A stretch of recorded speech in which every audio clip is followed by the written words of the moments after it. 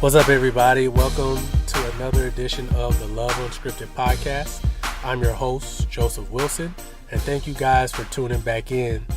I'm glad you guys listened to the first episode and you had an opportunity to hear kind of the heart behind why I wanted to start this podcast. So this week, I have a very special guest slash co-host that I'm so excited for all of you guys to get to meet. I know a lot of people have followed our story through social media or have been a part of our journey in real life. And so today I am so happy to introduce to you my wife. Introduce yourself. Okay, I'm Joseph's wife, Alison Wilson. And she is a very special person. And I believe that she has so much insight on dating and relationships, and I think that she will be able to add a lot of value and as well as keep it real and probably challenge me on a lot of things. I don't think a lot of people realize how many disagreements we tend to have about various aspects of relationships, and I think it will be good for people to hear the disagreements and just the different viewpoints on relationships. So as we start this journey, Allison, what are some things that you feel you would like to share as far as tips for dating? Tips for dating? Just one short one, not anything, but what is something that you think could help? Man, you really put me on the spot already, Joseph. Hey, it's unscripted. Unscripted conversations. Well, I mean, as you're asking me, the biggest thing I can think about are red flags. It's like when you're dating somebody, you just really want to think about how well do they fit into your life? How well do they fit into your lifestyle? How well do they mesh with your family, with your friends? And just determining whether or not that's important to you, because if you date somebody and it turns into something long-term, if it turns into a marriage relationship, they're always going to be a part of your life. Can you live with the way that they integrate into your livelihood forever? So I guess that's my tidbit, is think in every aspect of your relationship, think about the longevity and how it's going to impact you in the future. I think that's very important to kind of think on the front side of how this person fits into your life. And speaking of that, I think this will be a perfect time to share with the audience how we came to meet, how I happened to marry up and find a way to fit inside of your so successful life. I mean, let's share that with them. I'm pretty sure a lot of people are wondering how we met. Go ahead and tell everybody, where did you first meet me? I don't really know where I first met you, because apparently we knew each other from before and neither one of us can recall that. I don't. But I mean, I think we have pictures of each other's siblings or something at our house. But anyways, my first memorable encounter with Joseph was at church, actually at Riverside Chapel, Seventh-day Adventist Church in Nashville, Tennessee. I had recently moved back to Nashville after graduating from college. I was attending graduate school, and I was going to the church there, and I saw this young man sitting in the pew all by himself, on the edge, and me being such a nice person, every Sabbath I'd be like, oh gosh, that guy looks so lonely, he really needs a friend. And if anybody knows me, you know I'm like a super jolly, welcoming person. So every week during the welcome, I'd go up to him and I'd be like, hi, happy Sabbath, how was your week? And he'd always just go, it was good. And then we'd just look at each other. They say wise men are men of few words, so yeah. Yeah, so then I would just walk away, and he'd always be gone by the end of church. Oh, wow, hold on. So it sounds like I was just like a super loner. You were. Just a quiet person off in the corner. You were. You like sat by yourself every single week, and you were always gone before the service was over. Okay, well, let's carry on before everyone thinks I'm just a hermit, but okay, go ahead. So what happened next was one day, I guess, you decided to get baptized, and I don't know, it was the associate pastor, Michael Polite, baptized you. And It was so weird because you went under that water and I felt like the heavens just opened and God sent like a dove from heaven and I heard his voice say, "That's the one." And I was like, "What, God?" Because honestly, you guys, before that, I did not think Joseph was cute or anything. Wow. I literally was just talking to him because he looked so lonely. But he got baptized, and the Lord told me I needed to look into it. Wow. So at first there was no attraction. No. It was just someone you were being nice to. Yeah. And then all of a sudden this young man takes a walk of faith, and all of a sudden he just changes. And right before you were baptized, the pastor was sharing a little blurb, I guess, about you. And he was saying how you came to his Bible study meetings every week religiously and how much he appreciated your attendance and like all the things that you would talk about. And I was thinking to myself, now after I had been touched by the Lord, I was like, okay, I guess I need to go to this Bible study. Oh boy, so after that you decide, yeah, if he's in Bible study, I need to be at that Bible study. So I went the very following week to the Bible study, and you weren't there, but it was actually very good. So I was compelled to go again, and you were there that following week. And do you care to share with everybody how I decided to ask you for your number? Do you remember that part? Yeah. So at the end of the the study. So at the time I was teaching the Sabbath school lesson, the youth Sabbath school lesson, and I invited you to attend my class on Sabbaths. And I gave you the website where you could find the lesson study. And you're like, well, what if I can't find it? Just in case I can't find it, I should get your number. I was like, oh. Isn't that a good one, fellas? Just in case I forget the verse. There's so many books in the Bible, I can't remember all of them every week. So if I happen to forget, I mean. But I could tell you liked me, though, because you hugged me like twice that day and you offered to walk me to my car. And that's a big deal, walking somebody to their car after, of course, yeah. Yeah, so we exchanged numbers, and I think we probably texted back and forth for a little bit after that. You would just text me, and I was like, man, this dude ain't never gonna call me. How comes this guy isn't gonna call me? Which you still didn't. I think you ended up inviting me out, to dinner? Yeah, I thought. Yeah, I wasn't a big talker on the phone, so I could definitely text. I'm pretty sure there are people out there who get caught up in that, are we texting, are you going to call me kind of thing. So that sounds like something that a lot of people probably deal with. But go ahead and carry on. How far do you want this story to go? So let's just go to where we get married. Let's just... Well, that's a long story. Well, let's tell them about our first date. Undate. So, okay. I want to hear your side of the story because I always tell mine. So, everybody, like I said in the first episode, there's going to be a segment called Love It or Shove It. Mm-hmm. And I think we have a big love it or shove it moment coming on. I'm pretty sure it's already a shove it. So, so let me go ahead and share. Mm-hmm. So, I finally invited Allison to one of my favorite, what I would consider a study spot. I wouldn't consider it a date-worthy spot, but some people do. And it was this really little quaint study luncheon area called Cafe Coco in Nashville. And every day I would go there after class and I would study, write reports and things like that. And I decided one day, hey, let me invite Allison to this little study spot that I love. Okay, and so... on my part, I had never heard of this place. I had never been to Cafe Coco. And mind you, now I know Joseph is interested in me, and I similarly am interested in him. We've been texting. He has not called me, but he has now invited me to do something for the first time. So I, of course, as any smart girl would, I Googled it. And they had food. So I spent all day poring over the menu because I didn't want to be that girl who took 30 minutes to order something. Right. But I had always considered it a relaxing, chill, just go do your work and get out of there. So I had never even considered that this would possibly be a day. I wanted it to just be a place that we go and hang out because we hadn't hung out outside of church. But go ahead. Or do you want me to finish? Sure. I want to hear your perspective. Okay, guys, I don't know if I may have dropped the ball on this one. So we get there and she's looking at the menu. She's like, okay, I've heard of this. I think this may be good. What are you going to eat?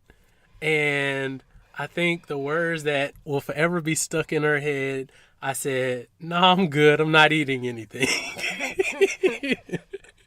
You guys should have seen the look on her face. She kind of had a like, wait, what? And then she kind of played it off. She played it I think cool. I ordered fries, right? She I didn't ordered- want to. I mean, come on. You're supposed to order something equivalent to whatever your date orders, right? So See, that you're not over here like busting the budget or seeming like some kind of gold digger. I had picked out several things. I was prepared. I said, Joseph, what are you gonna get? Oh, I'm not hungry. What? Why did you invite me to a restaurant? Did I tell you right away to never do that to me? I think you may have. I think you did after you ate. You like, yeah, let's not do that ever again. I said, please don't ever invite me to an establishment where there is Food and you not and eat. you choose to not eat. So that's another thing. You were very upfront and were comfortable being upfront because I'm not too sure of too many women that would have been like, okay, say something right there in the moment, but would have been like, okay, I'll let that slide and then talk to all your girlfriends about it. Yeah, I guess I was just at that place in my life by that time that I was tired of just letting stuff slide. Right. I was tired of not being upfront, so I just told you. I mean, I didn't completely write you off or anything, but I figured I'd at least let you know what the problem was and how you could resolve it in the future. Sounds good. So at what point would you say in our dating experience, because we end up dating 2.5 years? I guess you could say that we got engaged after like 2 years and 2 months. Okay, so yeah, 2 years and 2 months. At what point could you tell that I was serious about you, or you started getting that vibe that, okay, this could be more than just... It's kind of weird because with you, even on our very first date, I still kind of felt like, oh, wow, I could totally be with this guy. And I think it's because I already had a little bit of background on you before then. Like, I met you at church. I knew you were not just religious, but you were relational. My family knew you. I guess your question really was, though, is like, how far into our dating relationship did I feel like you were serious about me? I think when you told me about your list and you told me you realized I was still there, you made so much of an effort to be with me all the time, to be with my family. You were consistent. I feel like you were pretty consistent from the beginning. Okay. I know for me, as she's mentioned, I was always heavily involved in church, and I knew it was going to be serious when you didn't mind going to all of the different little things I had going on, and that you were really there supporting me with everything. Helping me transport kids, helping me plan and organize stuff, because I have the worst planning and organization skills. I don't know how I get through with life. The details. I am really not into the details. I'm all about the people. I love being around people. But you were always there willing to step in and help out, and just I still remember we went on a camping trip and you led like a 5-mile hike, 6-mile hike Those kids were so with a unhappy. bunch of kids who were unhappy, and you were willing to go out there and camp. It was cold too. So just you being willing to partake in a lot of the same activities that I was doing and willing to support me was a characteristic that I really valued. And I was like, okay, if she's willing to do this as just like my girlfriend, then how much more would she be willing to help me as like a wife? So that's when I started to really like, okay, this is serious, and I have to kind of start making a decision on, okay, what direction is this gonna go, and how much longer am I gonna let it be at this kind of state where we're at. So, Man, I feel like that brings up so many questions, because even our whole engagement story was interesting too, because I mean, now Joseph is saying, you know, he had to think, how long do you want to let it go? But then I also kind of feel like I gave you an ultimatum too. True. I don't know if that impacted when you proposed or not. Well, share with everybody. So, let's see. We had been dating, I guess. I don't even know how long by then, but I had gotten into dental school, and I was going to move to another city. And I already knew what date I wanted to get married and everything.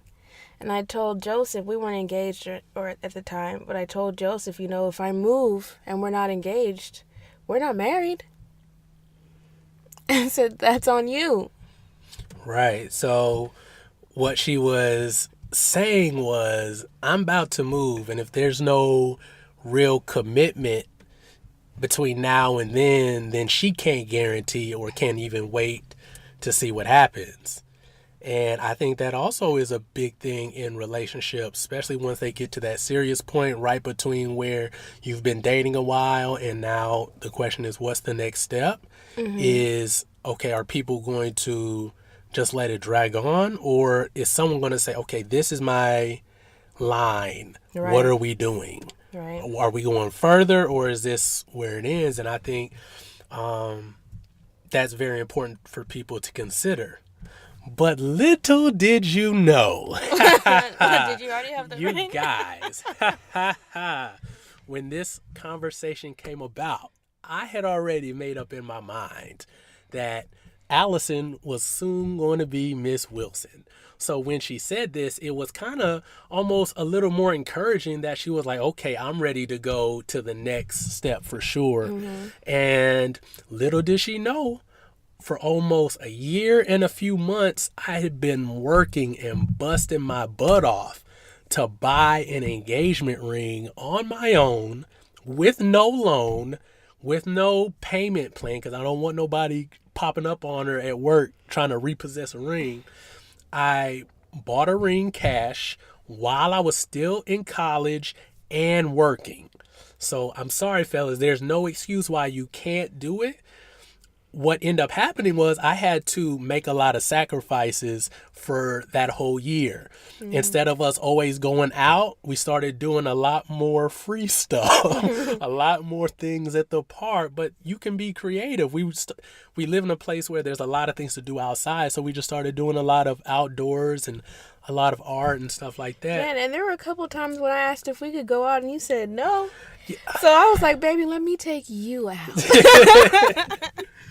But yeah, I had the plan already in my mind that, okay, I want to buy this ring. I want it to be something that I can give to her and that can be hers, that nobody else is paying for. And I wanted to... And it was nice. Thank you. It is nice. I wanted to prove to myself that I could make this commitment and that if I put my mind to it, then anything could happen. I think for me, that was one of my first test of committing to something and putting a plan in action. Because once you get married, it's a lot of planning, a lot of putting things in action and adjusting. So I think that was really beneficial to be able to do that. And on that day, so when did you get, or when did we get engaged? On my birthday. On your birthday. Okay, on so my 25th birthday. 25th birthday. That's a really big one. That's almost to 50, but not really. What? I mean, halfway to 50. Excuse me. So, do you remember what all happened on that day? Yes.